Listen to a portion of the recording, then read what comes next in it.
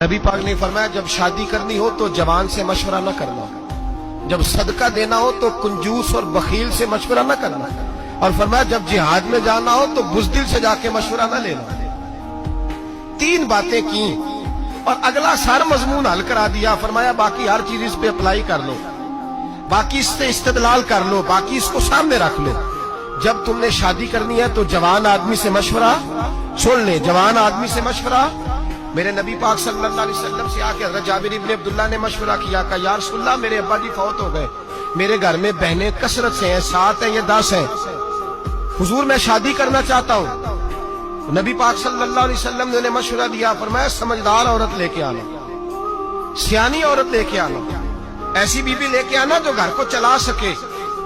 किसी ऐसी नौ उम्र दोशीदा से शादी ना करना जो आए तो उसका मुकाबला शुरू हो जाए। हमारा मिजाज ये बन गया है, हम जब नौजवान से मशवरा लेंगे तो वो तो मौजूदा माहौल को सामने रख के कहेगा सीरत के हम गुलाम हैं, सूरत हुई तो क्या, नक्शो निगार मट्टी की मूरत हुई तो क्या।